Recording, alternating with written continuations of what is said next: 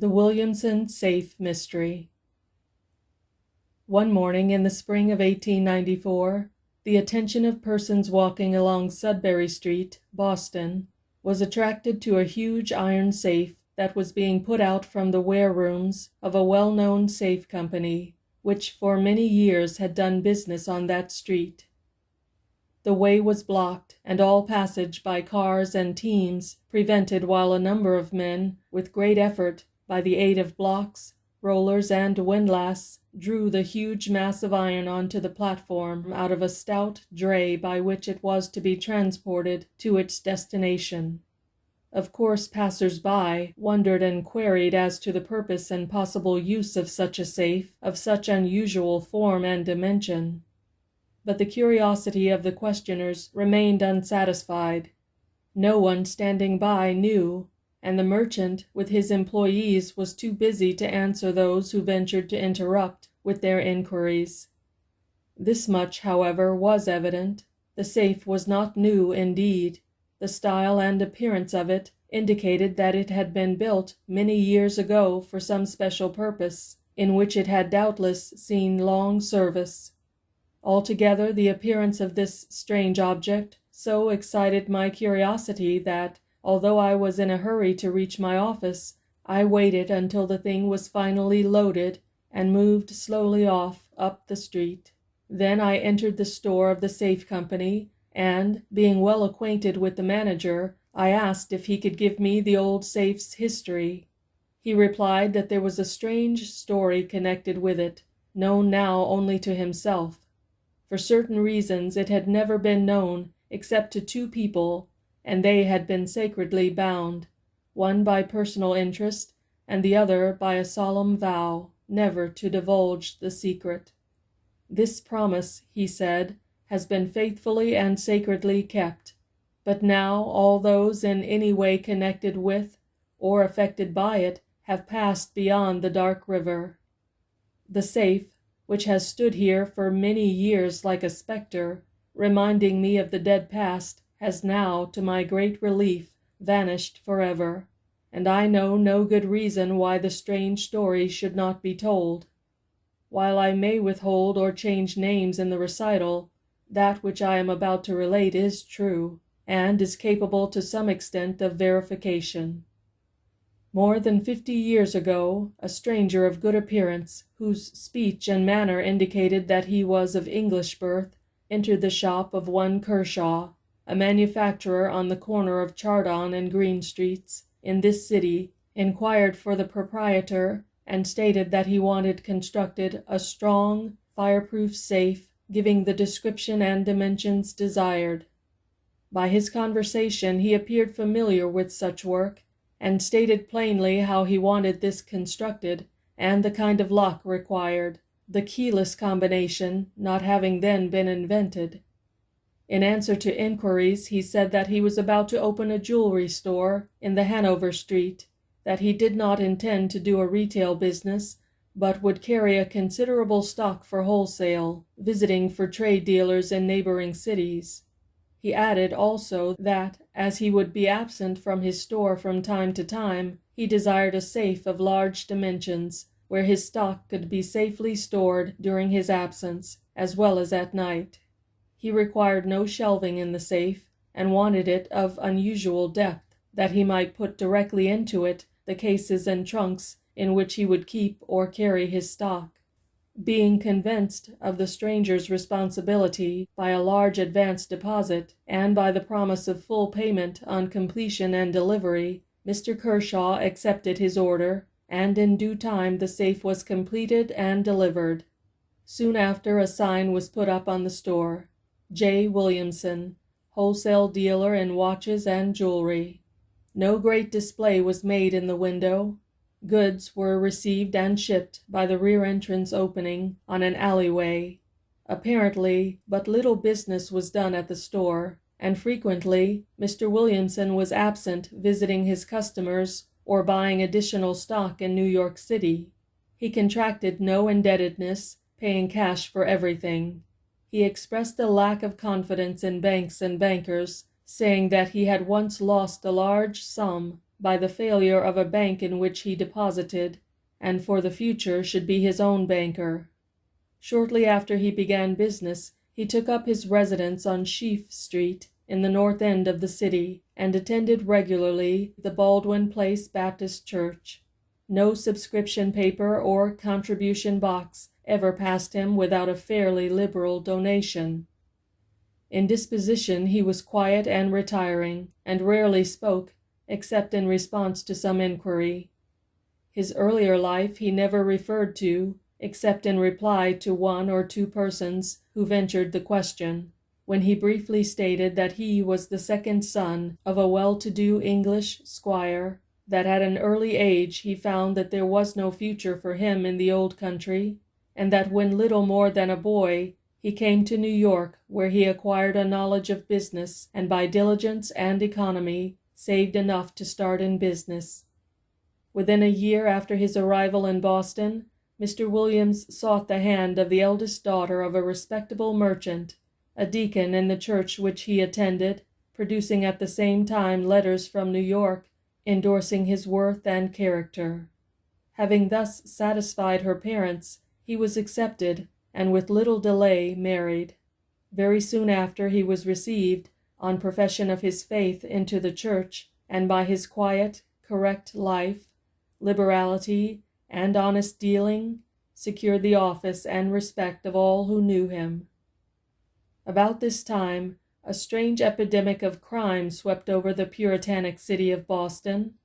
The houses of the wealthy were entered and robbed of their valuable contents. Packages of money were boldly seized within the very enclosures of the bank, the thief escaping through some passageway or by fastening behind him the door through which he escaped. The satchels of bank messengers, filled with valuable contents, were suddenly snatched, and the robber eluded pursuit. At night persons were garroted and robbed on the public street. The police force was small, and, although they exercised unusual diligence, every few days some new and startling crime, committed with wonderful skill and boldness, was announced. It was thought that a gang of experienced criminals had made a descent upon the city so long exempt from crime, and every stranger was under suspicion and carefully watched. One night, not long after his marriage, Mr. Williamson was found on Charlestown Bridge in a dazed, exhausted condition, and assisted to his home. When sufficiently recovered, he stated that, while crossing the bridge, he was suddenly seized from behind, his throat grasped so that he could not cry out, and his pocketbook, containing a large sum of money, taken from him.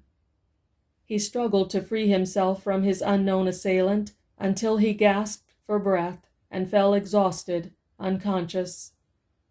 On the following day, Mr. Williamson offered a liberal reward for the arrest of the highwayman, but as he had not seen him, he could give no clue to aid in the detection of the criminal. Some of the persons robbed, however, who had caught a glimpse of the thief, described a dark person with heavy black hair, wearing blue glass spectacles, and, as it was believed that he and the assailant of Williamson were one, search was made for a person answering this description. One evening the whole city was startled by the news of a crime just committed, bolder than any that had preceded it.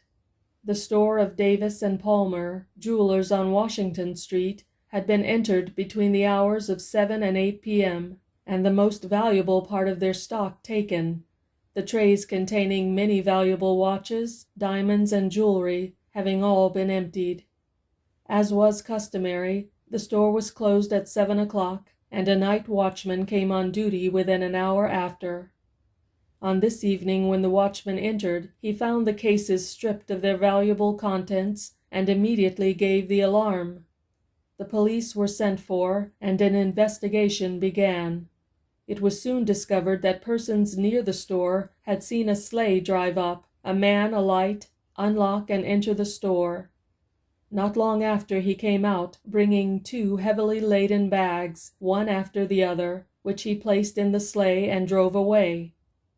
At the time no suspicion had been excited, as there was nothing peculiar about his manner of entering or leaving the store. From his course of action, the thief was evidently well acquainted with the fact that there was a brief period between the closing of the store and the arrival of the watchman, and having at some time doubtless obtained an impress of the key and made a duplicate, the task of entering and robbing the store at a time when it was least expected was an easy one. In those days, there was no detective force or special police to investigate crime and capture the criminals. The attention of the few policemen employed by the city was given wholly to the preservation of order and to preventing a breach of the peace. There was, however, a force of a few constables who served civil processes and worked as private detectives for a reward, headed by an old, experienced officer, Captain Darius Clapp. And when it was known that a large reward had been offered for the discovery and return of the goods irrespective of the arrest and conviction of the criminal, Clapp devoted himself at once to that object. As a first step, he visited every stage office, stable, vessel, and mode of egress from the city, but to no purpose.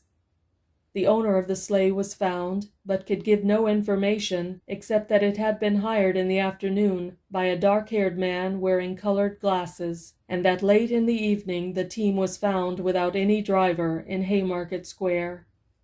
As weeks passed and the mystery seemed no nearer a solution, the strange robbery became the universal topic of conversation. Every clue and suspicion was followed up. Strangers were arrested and obliged to prove their innocence. Everybody became a detective. Some weeks after the robbery, a stranger came to the express office with a trunk which he wished transported to New York. Something in the manner of the man, an unnatural, half-disguised appearance, excited the suspicion of the alert, sharp-eyed express agent who had been cautioned by Captain Clapp, and while he proceeded to make out the receipt, he secretly sent a messenger to the constable. Upon his arrival, that official instantly began to question the stranger, demanding to know the contents of the trunk. His inquiries were frankly answered with proper explanation, and the key produced that the captain might verify the same by examination. The innocent frankness of the stranger disarmed the constable, and, half apologizing for not accepting his statements as sufficient, the captain stooped to unlock the trunk, when suddenly the stranger leaped by him and out through the door, barring it after him by thrusting a stout cane through the iron handle. Throwing himself against the door, the captain soon broke the improvised bolt and rushed off in pursuit, following the fugitive down through Dock Square, Marshall, and Hanover streets, into a narrow court leading from the last street where the man had disappeared. But though there was no outlet other than that by which he had entered, a thorough search of this place a few moments after failed to discover the fugitive or the way of his escape. After the houses opening on the court were searched without discovering any trace of the probable thief, the proprietors of the stores fronting Hanover Street on each side and having rear entrances were sent for. Among these was Mr. Williamson, but as it was ascertained at his residence that he was absent from the city, entrance was gained to his store by a side window. Here, however, as in the other stores, no person or sign of one was found. The burglar, for such an examination of the trunk at the express office proved him to be, was never captured, nor was trace of him discovered, although diligent search of that neighborhood was made by the whole police force. Not long after, the city was again startled, this time by the announcement in the morning papers of the mysterious disappearance and probable murder of Mr. Williamson. He was known to carry large sums of money upon his person, and as there was no good explanation of his absence, it was thought most probable that he had been robbed and murdered. In fact, there were some who reported hearing night cries for help in the vicinity of his store, and a hat which had been found one morning on the street near his store proved to be one worn by him on the morning when he last left his home. Information was sought by advertisement in the newspapers with promise of liberal reward, but all investigation proved unavailing. After some weeks of vain inquiry and search, the general suspicion that he had been murdered and his body thrown over the Charlestown Bridge became a settled conviction, but his faithful, trusting wife refused to believe him dead, and her father finally proceeded to New York to see what information, if any, could be gained from those whom his son-in-law had had dealings in that city. What he ascertained there I do not know, but immediately on his return he came to my employer for a workman to go to the store and open in his presence the safe containing the stock stored therein. After some drilling the bolt was sprung, and the door swung open, disclosing a sight at which I started back affrighted and amazed, and which so horrified the troubled and anxious father that he fell like a dead man on the floor. There within the safe lay the dead body of Mr. Williamson, the trusted and respected jewelry merchant.